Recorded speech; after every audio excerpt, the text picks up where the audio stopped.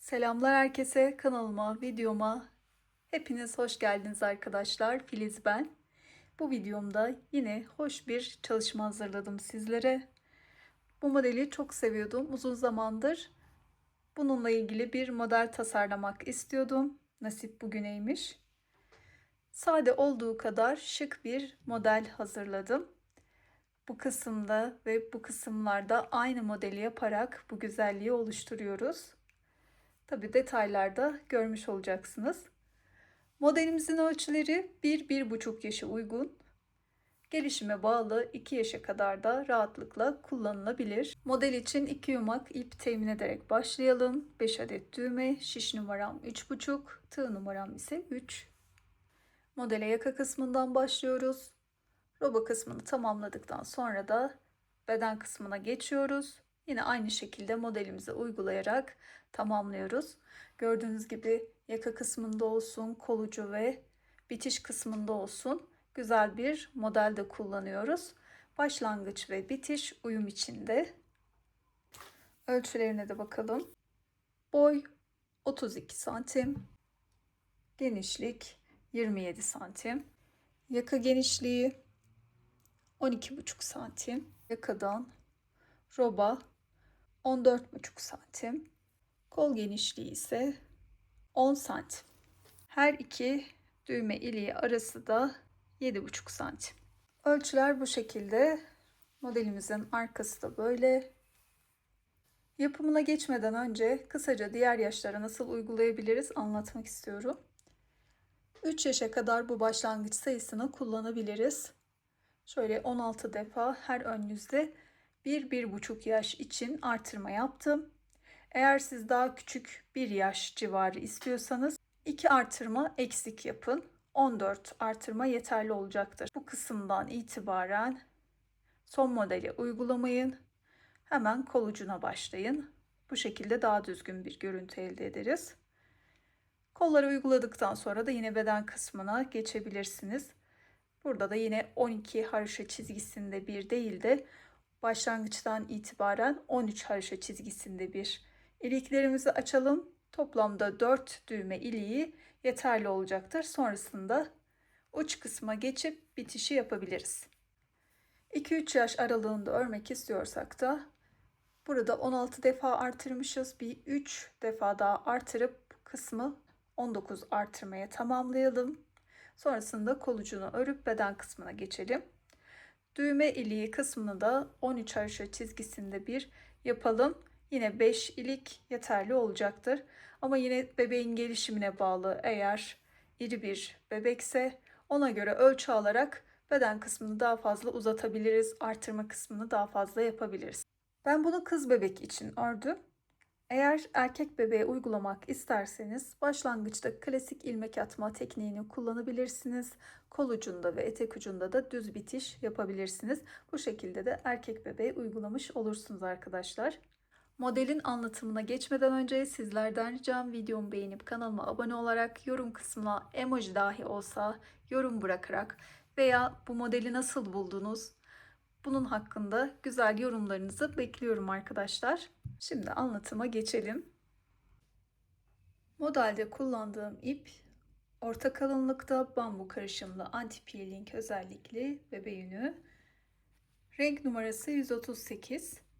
Şiş numaram ise 3,5. Modelimize farklı bir teknik ile başlıyoruz. Kullanacağım tığ numarası da 3. İlk önce sabitlememi yapıyorum. Şöyle bir ilmek. Bunu şişime alıyorum. Buradan tığımı bu ilmeğin içerisine geçirdim. Şöyle bir ilmek alıyorum. Ardından 2 zincir çektim. Aynı yuva içerisine batıyorum ve almış olduğum ilmeği kaydırma yöntemiyle tığdaki ilmekten geçiriyorum. Tığdaki ilmeği de şişe aktardım. Ardından içerisinden 1, Tığımı gördüğünüz gibi hiç çıkarmıyorum. Bu kolaylık sağlıyor. Şöyle tekrar bir tane daha ilmek çıkardım. Bu işlemi birer ilmek atlayarak yapıyoruz. Yani bir ilmeğe bu modeli uyguluyoruz. Bir tane de normal arada ilmek alıyoruz. Şimdi çıkarmış olduğum bu ikinci ilmeğe yine aynı şekilde 2 zincir çekiyorum ve aynı ilmek içerisine batıyorum. Çıkardığım ilmeği tığdaki ilmekten kaydırıp şişime ekliyorum. Tığımı gördüğünüz gibi çıkarmadım. İlmeği aldım, geçirdim. Bir ilmek daha alıyorum, geçiriyorum. Bu ilmeğe modeli uyguluyorum. 2 zincir çektim, ilmeği alıp tekrar aynı yuvaya battım ve kaydırma yöntemiyle tığdaki ilmeği şişe aktardım. Bir ilmek aldım, şişe geçirdim. Bir kez daha tekrarlayıp buna zincir uygulamasını yapıyorum. 2 zincir çektim. İlmeği tığdan kaydırarak tekrar şişe ekliyorum. Bir kez daha göstermek istiyorum. İlmeği aldım, şişime geçirdim. Bu aradaki ilmeğimiz olacak. Buna bir işlem uygulamıyoruz. Bunun içerisinden bir ilmek daha çıkardım. Şişime ekledim. Arkadan ilmek aldım. 2 zincir çektim. Aynı ilmeğe battım. Tekrar ilmeğimi aldım ve kaydırarak tığdaki ilmekten geçirdim. Ve şişimi aldım. Arada bir tane işlem uygulamadan ilmek atıyoruz. Sonrasında ikinci ilmeğe işlemimizi uyguluyoruz. Bu şekilde bir görüntü elde edelim. Toplamda 80 ilmek olana kadar devam edelim. 80 ilmek şişime attım. Şöyle bir bakalım. Her modeli yaptığımızda üçer üçer ilmekler eklenmiş oluyor. Şimdi ön yüzde bir sıra tüm ilmeklerimizi düz örelim. Şöyle ilk ilmeğimi örmeden aldım. Ardından tüm ilmeklerimi düz örüyorum.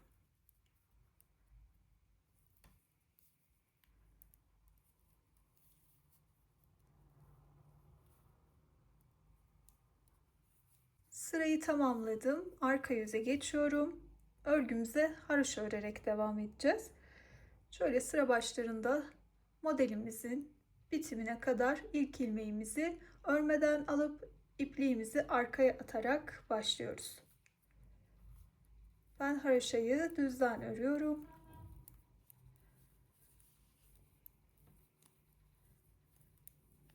Tüm ilmeklerimizi haroşa örelim.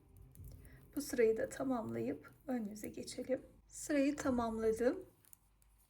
Ön yüze geçtim. Şöyle bakın, ilk haroşa çizgimiz ön yüzde oluştu. İpliğimizi arkaya atıp ilk ilmeğimizi sıra başında örmeden alıyoruz. Yine haroşa örüyoruz aynı şekilde.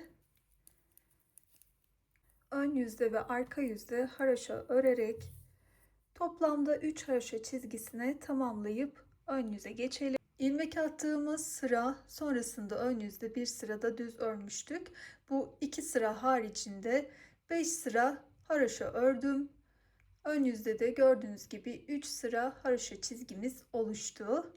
Ön yüzdeyim. Öreceğimiz bu sırada ayrımlarımızı yapıp sıra sonunda da ilk ilmeğimizi açıyor olacağız. Sıra başında ilk ilmeğimi örmeden alıyorum. Bunu da sayarak 6 ilmek haroşa örüyorum düğme bandı için.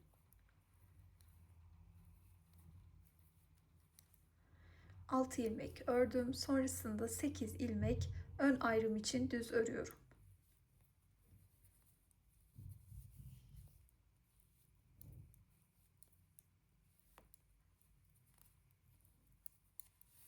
Sekiz ilmek ördüm. Şimdi artırma kısmındaki modelimize sıra geldi. Bir doluyoruz. 3 ilmeğimizi birlikte örüyoruz. Bir ördük ama şişimizden çıkarmıyoruz. Bir doladık. Tekrar bir örüyoruz. Yani 3 ilmek içerisinden 3 ilmeği çıkardık. Bir doladık. Kol ayrımına geçtim. 9 ilmek örüyorum düz.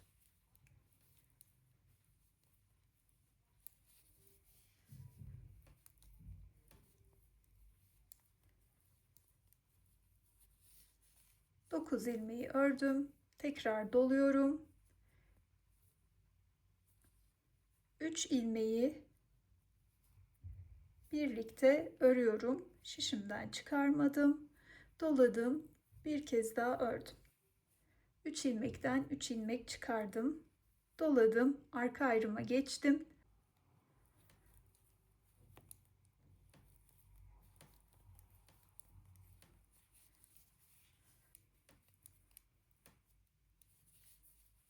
...22 ilmek ördüm. Doladım. 3 ilmeği yine birlikte örerek bir dola bir ör şeklinde 3 ilmek çıkardım. Tekrar doladım. Kol ayrımı için 9 ilmek örüyorum.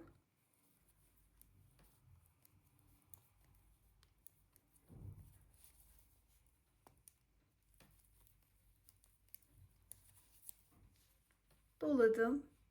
Tekrar 3 ilmeğe sıra geldi.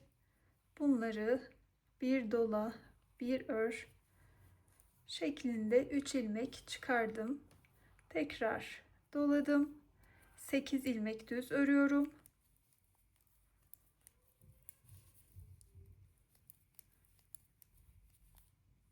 Altı ilmeğim kaldı. Şimdi burada ilk iliğimizi açıyoruz. Öncelikle 1 2 ilmek haroşa ördüm, bir doladım. Sonrasında 2 ilmeği birlikte örerek bir ilmek kestim.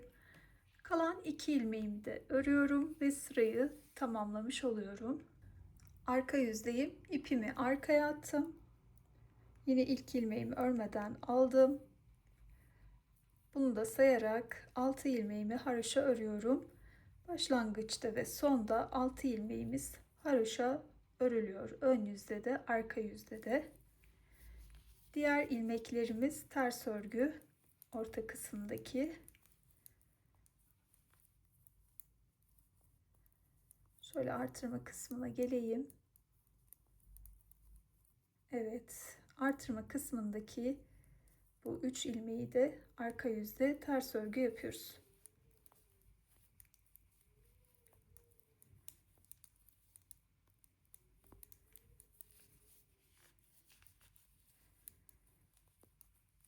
Şöyle bir kez daha göstereyim.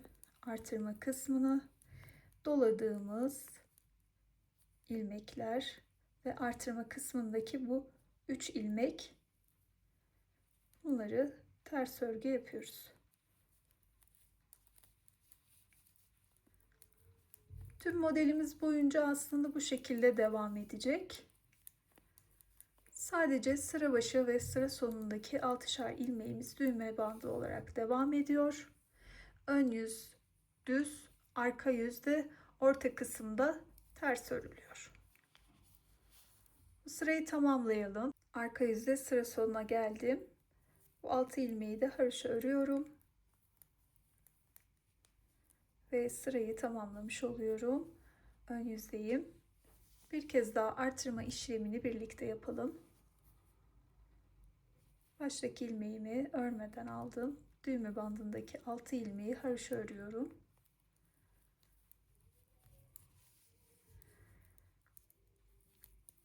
Ön ayrımdaki düz ilmeklerimizi örerek artırma kısmına gelelim.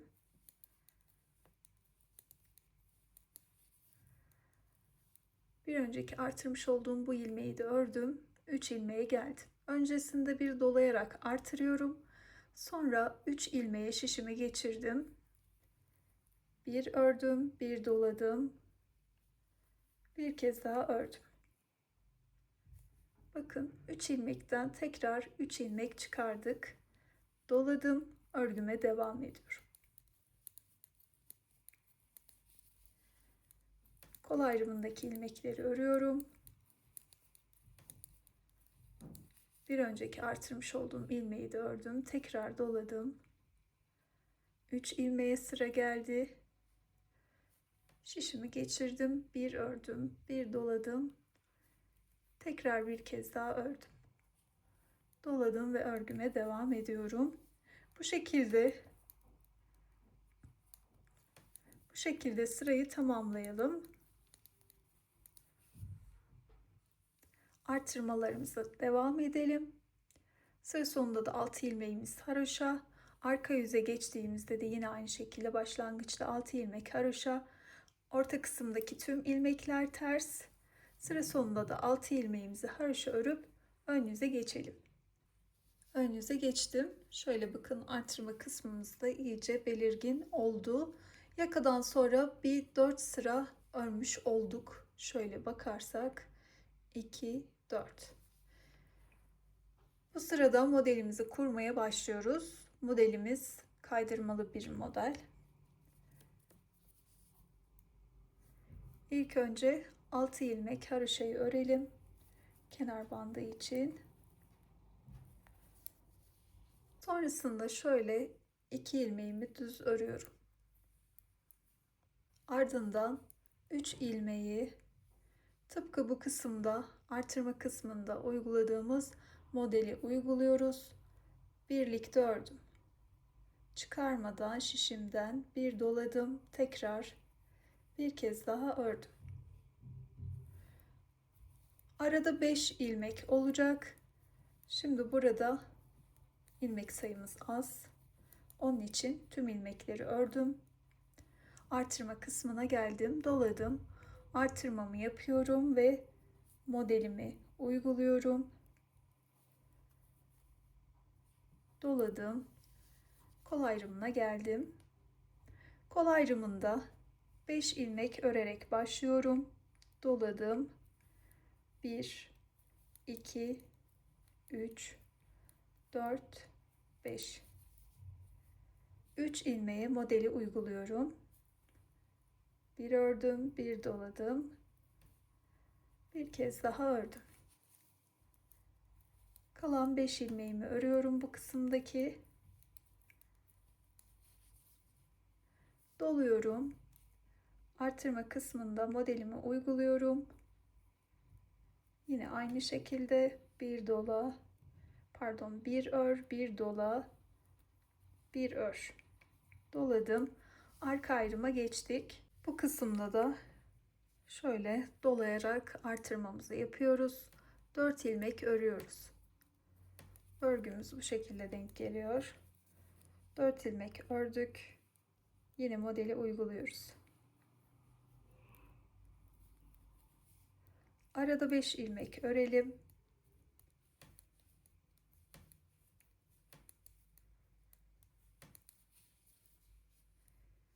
Modelimizi uygulayalım. 3 ilmeğe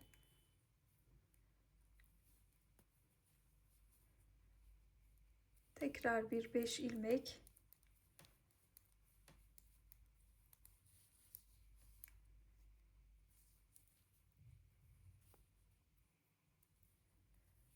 modeli uyguladım. Kalan 3 ilmeğimi örüyorum ve artırma kısmına geçtim, doladım. Artırma kısmında modelimi uyguluyorum.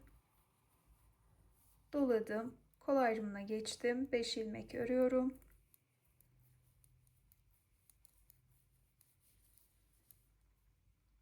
Üç ilmeğe modelimi yapıyorum. Beş ilmeğimi örüp kol ayrımını tamamlamış oluyorum. Artırma kısmına geçtim, doladım.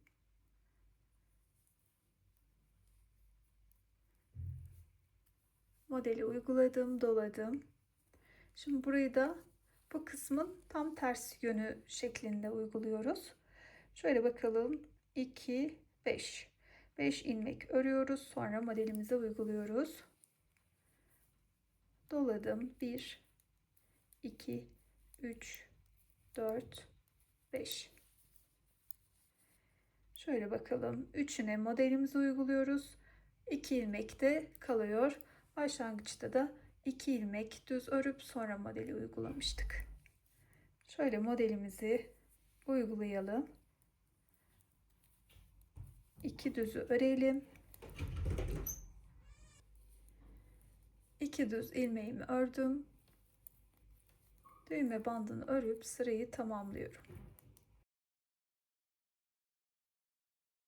Arka yüze geçelim. Arka yüzde 6 ilmek düğme bandını haroşa ördüm.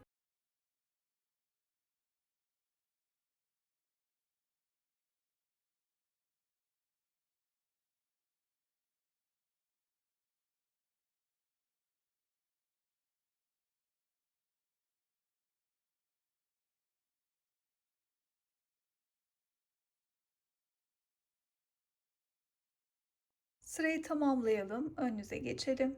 Arka yüzü ördüm, ön yüze geçtim. Bakın çok hoş, böyle çıtı pıtı bir model elde ettik. Şimdi bir 4 sıra daha aynı şekilde öreceğiz. Ön yüzde düz, arka yüzde ters olacak şekilde. Artırmalarımızı da yine aynı şekilde devam edeceğiz. Sonrasında modelimizi kaydırarak ikinci sırasını uygulayacağız. Model sırasından sonra arkada ördüğümüz ters örgü sırasında sayarak toplamda bir 5 sıraya ulaşmış olduk. Modelimiz 5 sırada bir kaydırarak tekrarlanan bir model. Şimdi modelin ikinci sırasına geçiyoruz. İlk önce ben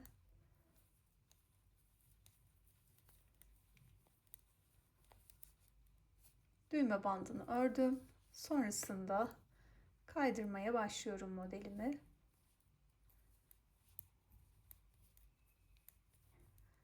Bunu da şu şekilde yapıyoruz arkadaşlar. Bakın bir önceki modelimizin 3 ilmeği, bu ilmeğin yanına bir ilmek ekliyoruz. Buradaki 3 ilmeğe modelimizi çalışıyoruz.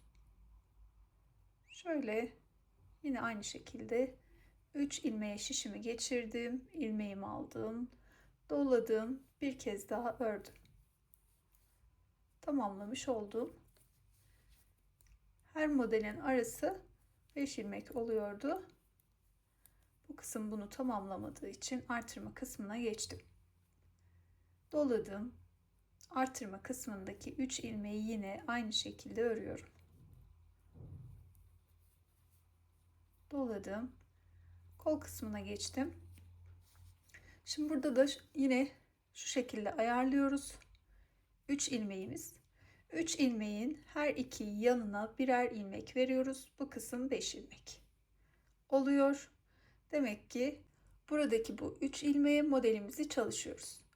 Burada da 4 ilmek var. İlk önce 4 ilmeğimizi örelim.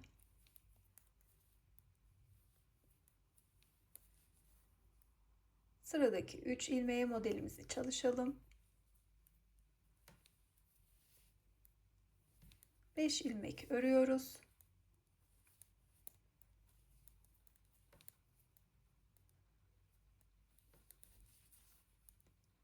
Modelimizi uyguluyoruz.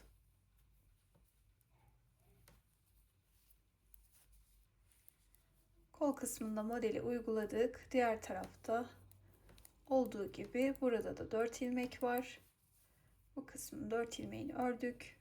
Artırma kısmına geldim.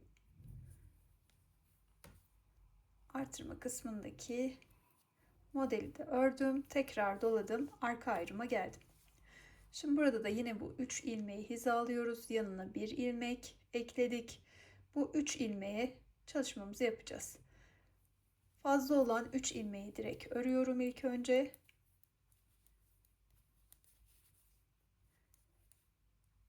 Üç ilmeğe de modeli çalışıyorum.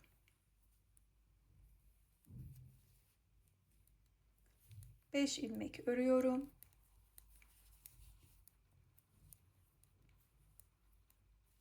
Şöyle bakın. Sonrası aynı şekilde devam ediyor. 5 ilmekte bir 3 ilmeğe model uyguluyoruz.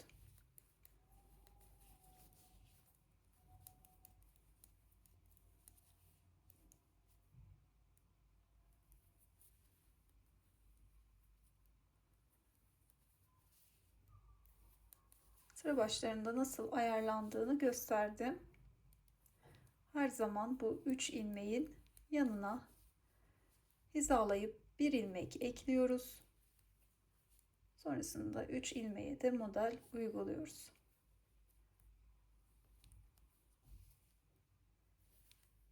Bu tarafta 2 ilmeğim kalmış. Doladım. Artırma kısmını örüyorum. Doluyorum. Kol ayrımına geçtim. 4 ilmek ördüm. Şöyle bakıyorum. Bu 3 ilmek, 1 ilmek yanına ekledim. 3 ilmeğe uyguluyorum.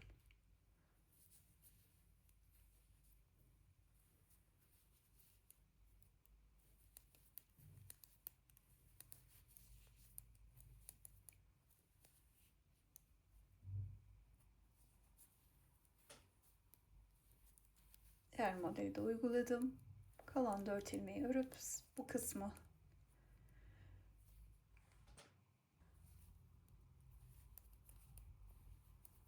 kol ayrımını tamamladım. Artırma kısmında artırmamı yapıyorum. Artırma modelini de ördüm. Tekrar artırmamı yapıyorum. Şimdi bu kısmı da yine diğer tarafta olduğu gibi ayarlayacağım. Şöyle bakalım. 1, 2, 3, 4 ilmek ördüm. Buradaki 3 ilmeği hizaladım. 1 ilmek ekledim ve 3 ilmeğe model uyguluyorum. Kalan düz ilmeklerimi örüyorum.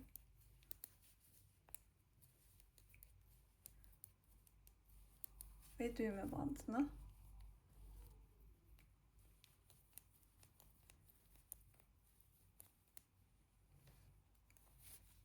Şimdi modelimizi bir 5 sıra öreceğiz.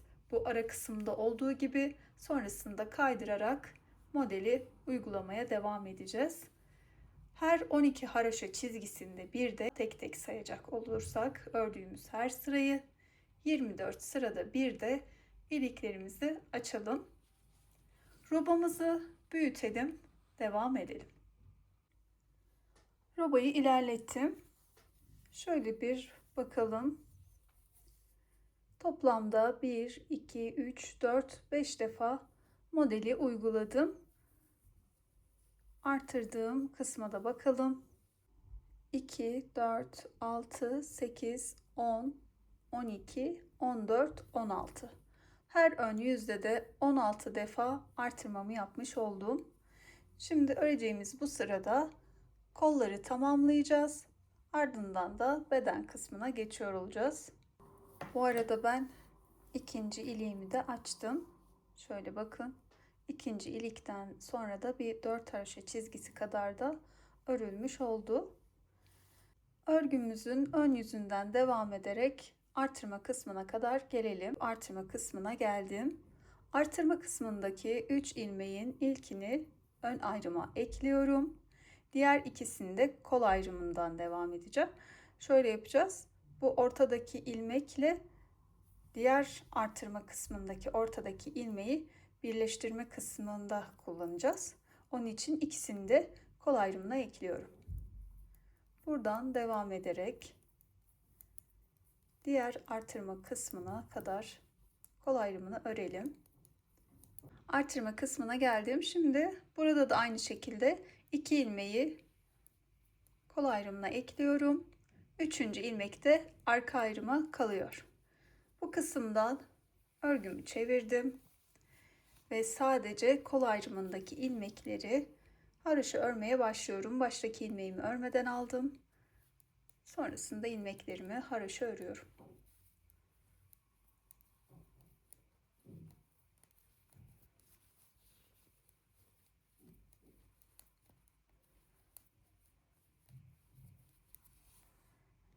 Ve arka yüzde de artırma kısmına geldim. Ne yapmıştık? 2 ilmeğini kol ayrımına bırakmıştık. Bir ilmeği de ön ayrımda kalmıştı.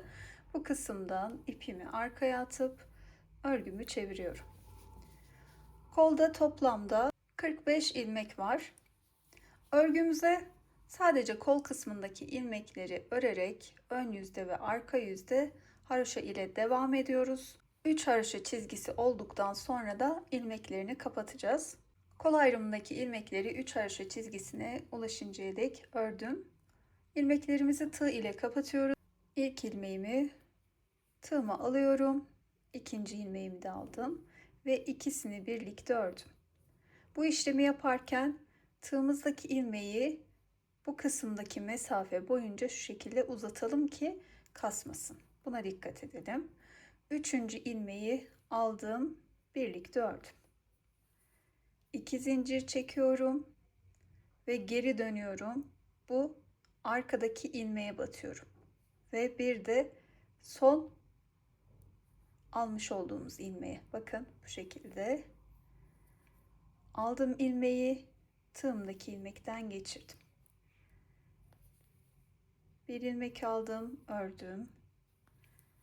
Bir ilmek daha ördüm. Üçüncü ilmeğe tekrar aynı işlemi uyguluyorum. 2 zincir çektim. Geriye dönük bu ilmeğe batıyorum. Bir de son ilmeğin içine batıyorum yine. Aldığım ilmeği tığımdaki ilmekten kaydırarak geçirdim. 1 2 3 2 zincir, geriye döndüm. Arkadaki ilmeğe ve son ilmeğin içine battım. İlmeğimi aldım. Tığdaki ilmekten kaydırarak geçirdim. 1 2 3 2 zincir, geriye dönük battım ve son ilmeğe battım. İlmeğimi aldım. Tığdaki ilmekten geçirdim. Bakın şöyle bir görüntü elde ediyoruz. Koldaki tüm ilmeklere bu işlemi uygulayalım. Bu kısmı tamamladım. Son kalan 3 ilmeği de normal bir şekilde kesip kapattım. Örgümüzü ön yüzden ikiye katlıyoruz. Şöyle bakın. Bu kısımları tığ ile birleştireceğiz. Köşedeki kısımdan tığımı geçirdim. Son kalan ilmeğimi bu kısımdan alıyorum. Bir zincir ile sabitledim. Sonrasında karşılıklı bu tırtıklardan alarak örgümün birleştirmesini yapacağım.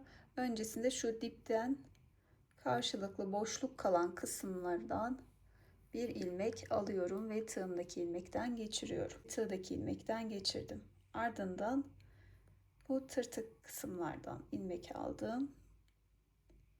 Şöyle yine bu kısımdan karşıdaki kısımdan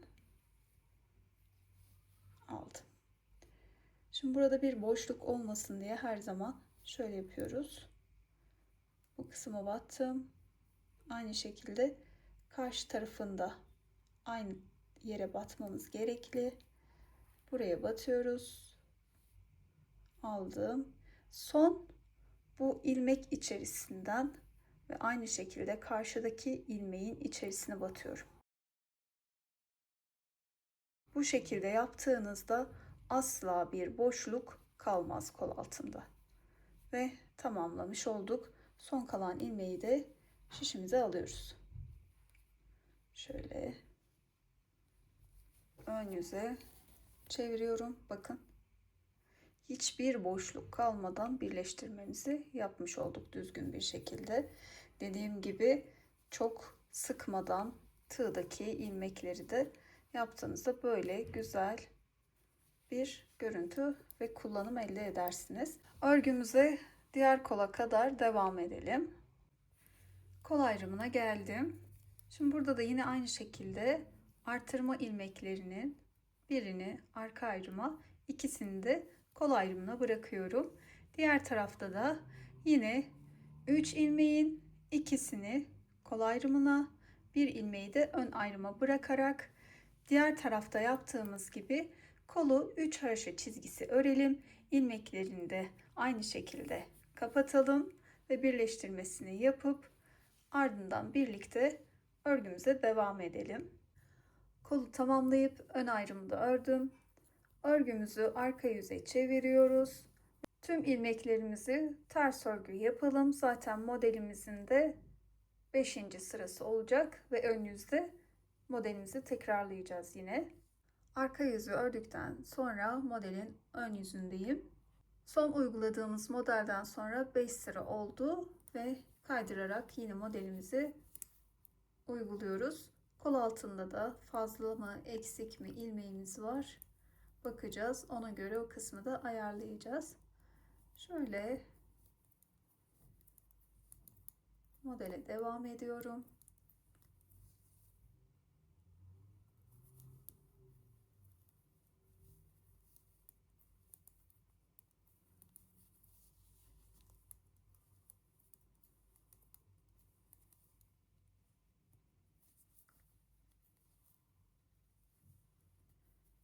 Son olarak 5 ilmeği ördüm ve kol altında fazla ilmeğimiz mi var, eksik mi? Ona bakalım. Şöyle bu tarafta ilk uygulayacağım model kısmı burası. Bunu baz alacağız. Şöyle 3 ilmeğini ayırdım. Arada bir 5 ilmek örüyoruz. Bunu da ayırdım.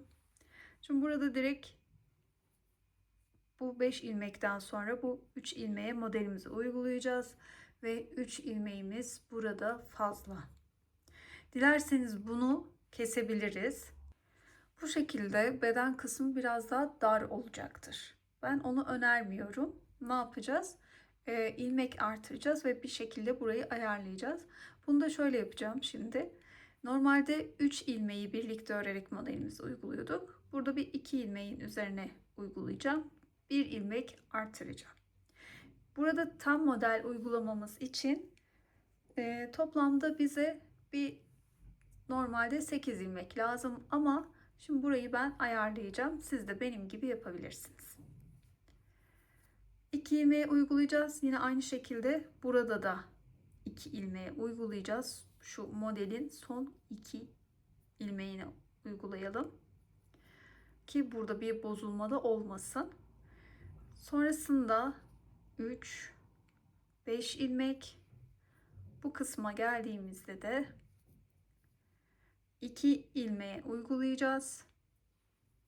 Şöyle bu kısımda da yine 2 ilmek. Arada 3 ilmeğimiz kalacak. 2 ilmek de artıracağız.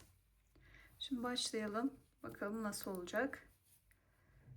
İlk önce 2 ilmeği yine dolayarak 3 ilmek çıkarıp ördüm. Ardından 1 ilmek ördüm. Şöyle bir gizli artırma da yapabiliriz aslında dolayarak ama ben alttan ilmek çıkararak öreceğim. Şöyle çektim bakın. 1 2 tekrar alttan bir ilmek çekiyorum. 4 oldu ve bunu da örüyorum. 5. Hatta şunu şöyle ilmeğimizi tekrar alalım ki burada bir boşluk oluşmasın. Ya da bunu burada kullanacağım. Evet, modelimizi uyguladık. 5 ilmek arada oldu. Şimdi burada 2 ilmek yapacaktık. 3, 5. Şimdi burada da 2'ye yine modelimize uygulayalım. 2 ilmeğe de model uyguladık. 3 ilmek çıkardık. Arada 5 ilmek örüyoruz.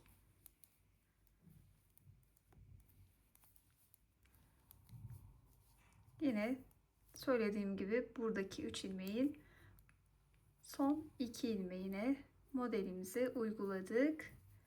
Sadece bu kısımda bunu yapıyoruz ki denk düşsün, yanlış anlaşılmasın. Devamında yine aynı şekilde 5 ilmek aralıklı modeli uygulayarak diğer kol altına kadar geliyoruz.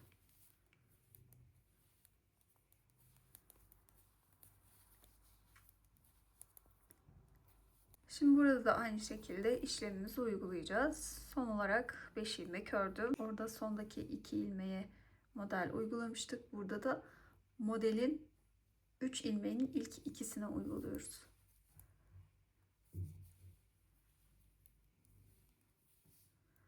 Ardından bir 5 ilmek örüyoruz.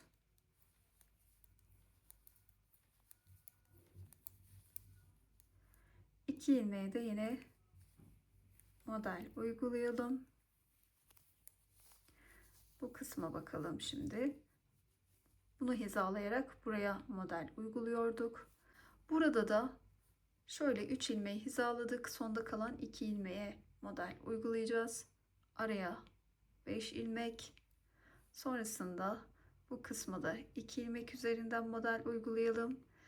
Ve 4 ilmeğimiz kalıyor. Burada da yine 1 ilmek artıracağız. Diğer tarafta 2 ilmek artırmıştık. Bu şekilde tam kol altını hizalayarak, sizin eğer daha fazla eksiğiniz çıkarsa bu kısımda diğer tarafta yaptığımız 2 ilmek fazla çıkarabilirsiniz. Eğer 3 eksikse yine ilmek aralarından alarak 3 ilmeğe tamamlayabilirsiniz. Şimdi ben 1 ilmek ördüm. Şöyle tam kol altını hizalamak istiyorum. Şu kısımda bir yerden ilmeğimi çektim. Bunu da şöyle çaprazlayacağım. Bir boşluk oluşturmadan dursun diye. Evet, 4. Bir de ördüm, 5 oldu. 2 ilmeğe model uyguluyorum. Arada 5 ilmek örüyorum. Evet. Buradaki 3 ilmeğin son kalan ikisine de yine aynı şekilde modelimi uyguladım. Artık bu kısım tamamlanmış oldu. Diğer taraflar normal bir şekilde devam ediyor. 3 ilmekten 3 ilmek çıkarıyoruz. Örgümüzün devamında da zaten öyle olacak. 3 ilmekten 3 çıkararak aynı şekilde devam edelim. Sırayı tamamlıyorum şimdi. Arka yüzü örüp ön yüze geleceğim. Örgümün ön yüzündeyim. Şöyle bakın. Şimdi bir 4 sıra ön yüze ve arka yüzde örerek bu kısmı 5 sıraya tamamlayalım ve yine kaydırarak modelimizi uygulayalım. Bir sonraki model sırasında 2 ilmek örüp buradaki gibi modelimizi 3 ilmek üzerine uygulayarak 5 ilmekte bir devam edelim. Artık bir farklılık veya burada yaptığımız işlemle bir alakamız kalmıyor. Nasıl ki buralarda 3 ilmek içinden 3 ilmek çıkarıyorsak yine aynı şekilde devam ediyoruz. Aradaki 5 ilmeğin ortadaki bu 3 ilmeğini hizalıyoruz. Bir önceki sırayı takip ediyoruz. Bu kısımlarda da bir kaydırma ufak oldu. Çünkü 2 ilmeği kullandık. Burada da 5 ilmeğin ortasındaki 3 ilmeğe modelimizi yapıyoruz. Bu şekilde uygulayarak her 12 haraşo çizgisinde bir de iliklerimizi açarak beden kısmını ilerletelim. Sonrasında yine beraber devam edelim. Yeleğin beden kısmını da tamamladım. Şöyle bir detaylı üzerinden geçmek istiyorum. 4. iliğe kadar her 12 haraşo çizgisinde bir iliklerimi açtım. Son ilikte bir farklılık var. Şöyle 10 haraşo çizgisi ördükten sonra son iliğimi açtım. Bunun nedeni buradaki modelimiz eğer 12 haraşo çizgisine tamamlasaydık bir model daha yapacaktık. Sonrasında bir sıra daha örüp hemen ardından ilik açmamız gerekecekti. Bu şekilde de hemen modelin dibinden şöyle görünecekti. Bu kısım hoş görünmüyordu. Bu nedenle bu şekilde bir çözüm yoluna gittim. Buradaki bir farklılık modelimizi bozmaz. Sadece 2 haraşo çizgisi yok. Şöyle son model sırasından sonra da gördüğünüz gibi toplamda bir 3 sıra ördüm ve arka yüzde haraşo başlattım. Bunu da 3 haraşo çizgisine tamamladım ve ön yüzdeyim. İlmekleri beraber kapatalım. Etek ucunda da kol ucunda yaptığımız modeli uygulayarak ilmeklerimizi kapatalım. Şöyle ilk ilmeğimi aldım. İkinciyi de yine aynı şekilde bir tane ördüm. İkinciyi örüyorum. 2 zincir modeli uyguladım. 1, 2, üçüncü de bu modeli uygulayalım. İlmekleri kapatıp düğmeleri de ekledim. Çok şık, sade, hoş bir yelek yapmış olduk birlikte. Model ile ilgili tüm yorumları yorum kısmında belirtmeyi unutmayın lütfen. Güzel yorumlarınızı tek tek okuyorum. Videomu beğenip kanalıma abone olarak bana destek verirseniz de çok sevinirim. Benimle birlikte bu modeli ördüğünüz için de teşekkür ediyorum. Bir sonraki videoda görüşene dek sevgiyle kalın.